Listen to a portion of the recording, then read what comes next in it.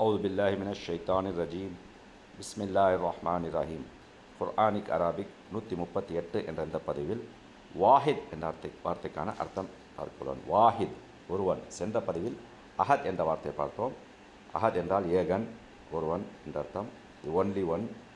வாஹித் என்றால் ஒன்று, ஒருவன், ஒன்று, ஒன் என்ற அர்த்தம். வாஹித் ஒன்று. வாஹித் என்ற வார்த்தை திருக்குர்ஆனில் சுமார் 60 முறை வரப்பெற்றுள்ளது.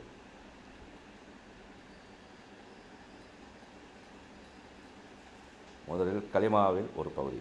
அஷ்ஹது அன் லா இலாஹ இல்லல்லாஹ் வஹ்தஹு லா ஷரீக லஹு. அஷ்ஹது நான் சாட்சி சொல்கிறேன். அஷ்ஹது நான் சாட்சி சொல்கிறேன். அன் என்று. லா இலாஹ இல்லல்லாஹ் அல்லாஹ்வை தவிர வேறு கடவுள் இல்லை. லா இல்லை, இலாஹ் கடவுள், இல்லா தவிர, அல்லாஹ் அல்லாஹ். லா இலாஹ் கடவுள் இல்லை, இல்லல்லா அல்லாஹ்வை தவிர. வஹ்தஹு வஹ்த் வாஹித் வஹத் வஹத் ஒன்று. வஹ்தஹு அவன் ஒருவனே, அதாவது அவன் தனித்தவன். லா ஷரீக லஹு லா இல்லை, ஷரீக் இணை, லஹு அவனுக்கு, லா ஷரீக லஹு அவனுக்கு இணை ஏதும் இல்லை. லா ஷரீக லஹு அவனுக்கு இணை ஏதும் இல்லை. அஷ்ஹது அன் லா இலாஹ இல்லல்லாஹ் வணக்கத்திற்குரியவன் அல்லாஹ்வை தவிர வேறு கடவுள் இல்லை என்று நான் சாட்சி சொல்கிறேன். வஹ்தஹு லா ஷரீக லஹு அவன் தனித்தவன், அவனுக்கு இணையாக யாருமே இல்லை. இரண்டாவது அத்தியாயம் 163வது வசனம். வ இலாஹுக்கும் இலாஹுன் வாஹித். வ மேலும், இலாஹ் கடவுள், இறைவன், கும் உங்கள் இறைவன், இலாஹுக்கும் உங்கள் இறைவன், இலாஹுன் இறைவன், வாஹித் ஒரே ஒருவனே, ஒருவனே, ஒன்று. வ இலாஹுக்கும் இலாஹும் வாஹித் மேலும் உங்களுடைய இறைவன் ஒரே இறைவன். லா இலாஹ இல்லாஹு அவனைத் தவிர வேறு கடவுள் இல்லை. அர் ரஹ்மான் அவன் அவலவற்ற அருளாளன். அர் ரஹீம் அவன் நிகரற்ற அன்புடையோன். இரண்டாவது அத்தியாயம் 163வது வசனம். வ இலாஹுக்கும் இலாஹுன் வாஹித் மேலும் உங்கள் நாயன் ஒரே நாயன்.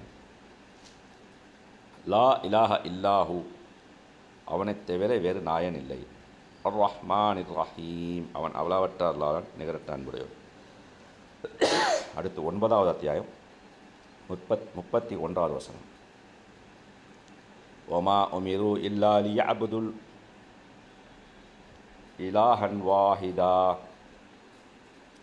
லா இலாஹ இல்லாஹு சுப்ஹானஹு அம்மா யுஷ்ரிகூன்.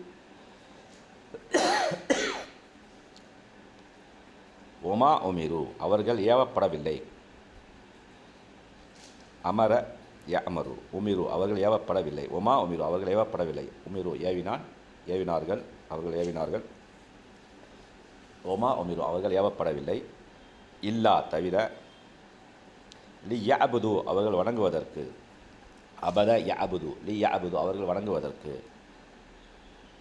இலாஹன் வாஹித் வணக்கத்திற்குரிய ஒரே கடவுள். இலா கடவுள், வாஹித் ஒன்றே, ஒரே கடவுள். லா இலாஹ் கடவுள் இல்லை, இல்லாஹு அவனைத் தவிர.